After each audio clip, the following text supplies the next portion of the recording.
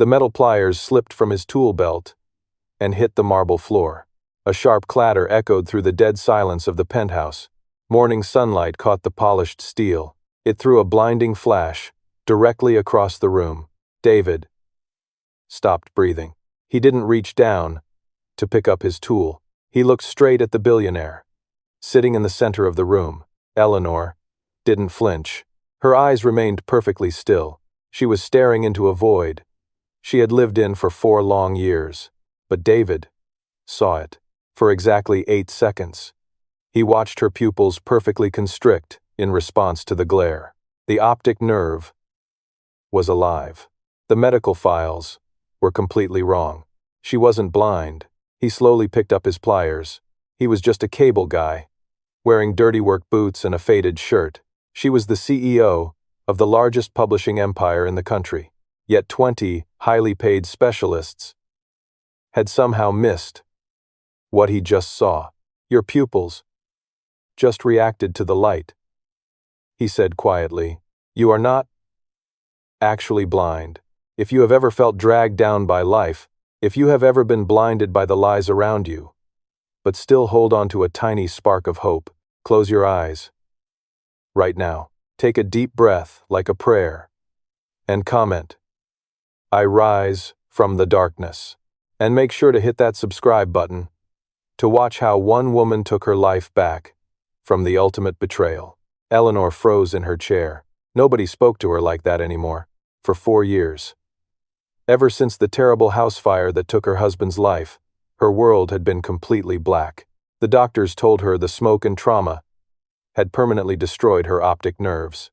She had learned to navigate the dark by relying on one person, Marcus. Marcus was her adopted brother and her chief legal counsel. He read every single contract to her. He guided every step she took in public. He essentially became her eyes. Before Eleanor could even process the cable guy's crazy words, the heavy office doors swung open. Marcus marched in. His expensive cologne and tailored suit practically screamed authority. What kind of sick joke is this? Marcus snapped. He stepped between them, glaring at David's worn uniform with pure disgust.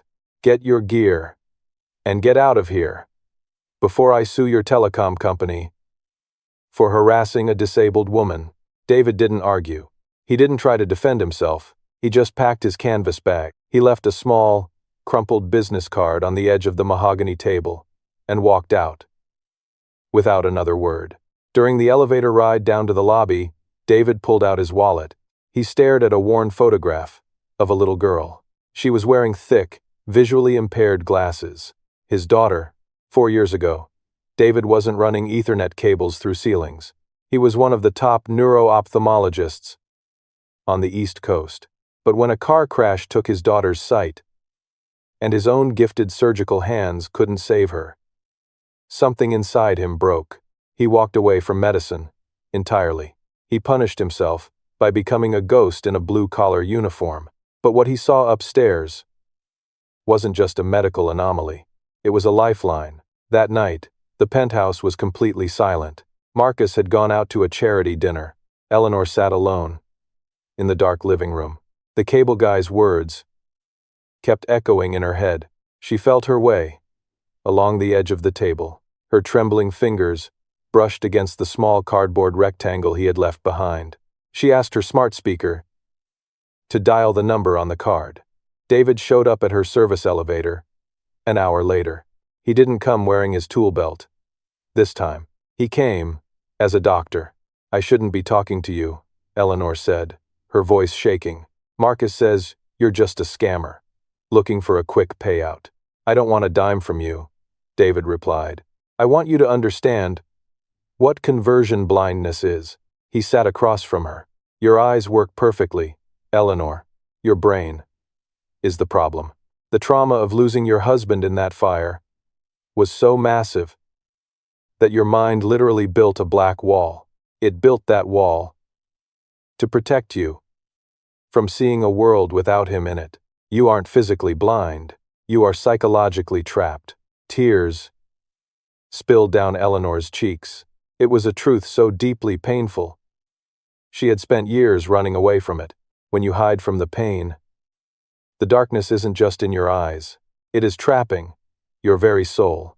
If you are ready to finally face your own wounds, comment, "I rise from the darknesses right now." Let it be a loud declaration that you are bigger than your fears. "How do I fix it?" she whispered. "There are no magic pills for this," David said. "You have to go back to the fire. In your mind, you have to remember his face." "I can't," she sobbed. "You can," David said gently. "Breathe with me." Over the next week, David visited 3 more times. They didn't talk about business. They didn't talk about Marcus. They talked about the night of the fire. Every time Eleanor panicked, David grounded her with the sound of his voice. He made her describe the color of her husband's eyes. He made her remember the exact shade of the wallpaper in their old house. But Marcus was not a stupid man. He noticed the subtle changes. He noticed that Eleanor was holding her head a little higher. He noticed she wasn't relying on the walls as much to walk down the hallway. Panic started to set in. His absolute control was slipping. On a rainy Tuesday afternoon, Marcus rushed into the penthouse. He slapped a thick stack of papers on her desk. "Quarterly tax filings," Marcus said smoothly. "I need your signature on the last page. Right now." He pressed a heavy gold pen into her hand. "Just sign on the sticky note like always. Eleanor." Eleanor gripped the pen. She was about to sign her name when a fire truck siren wailed from the street below. The sound pierced through the room. Her chest tightened. The memory of the smoke hit her like a physical blow. She closed her eyes and did exactly what David had taught her. 4 counts in, 4 counts out. She pictured her husband's face, not in the fire, but smiling on their wedding day. She opened her eyes. The solid black wall that had trapped her for 4 years cracked. A blurry gray fog leaked in. Then, the fog cleared. She looked down at the paper. She saw bold black letters at the top of the page. It did not say quarterly tax filings. It read, "Irrevocable transfer of controlling interest." Marcus was trying to steal the entire company. Eleanor's heart hammered against her ribs, but her face remained perfectly blank. She let the pen slip from her fingers. It rolled onto the floor. "I have a terrible migraine, Marcus," she said softly. "I can't focus right now. Leave it here. I'll sign it tomorrow." Marcus slammed his fist on the desk. "We don't have until tomorrow," he shouted. But Eleanor just turned her chair and stared blankly at the wall. Marcus stormed out, vibrating with rage. He didn't wait. He immediately called an emergency board of directors meeting for 8 o'clock the next morning. His plan was simple. He would present the medical files, declare his sister mentally and physically incompetent, and have the board forcibly remove her. The boardroom on the 50th floor was packed. 12 executives sat around the long glass table. Marcus stood at the head of the room. He wore his most expensive suit and a look of manufactured sorrow. "It breaks my heart to say this," Marcus told the board, "but my sister's condition has deteriorated beyond repair. She is entirely dependent on me. For the survival of this company, we must transition her out of power immediately." He raised his hand to call for the vote. Then, the heavy oak doors opened. The entire room went dead silent. Eleanor walked in. She didn't have her white cane. She didn't have an assistant holding her arm. She walked with a steady, measured pace, her eyes scanning every single face in the room. She stopped directly in front of Marcus. The color drained from his face so fast, he looked like a ghost. Eleanor reached out, grabbed the leather folder from his hands, and opened it. She looked at the paper. Then, she looked directly into Marcus's terrified eyes. "It breaks my heart to say this," Eleanor said, her voice echoing in the silent room. "But the only thing deteriorating in this company is your freedom." She turned to the board and read the fraudulent transfer document out loud, word for perfect word. The room erupted. Security was called before Marcus could even make it to the elevator. He was escorted out in handcuffs, his empire of lies. An hour later, Eleanor stood in the grand lobby of the building.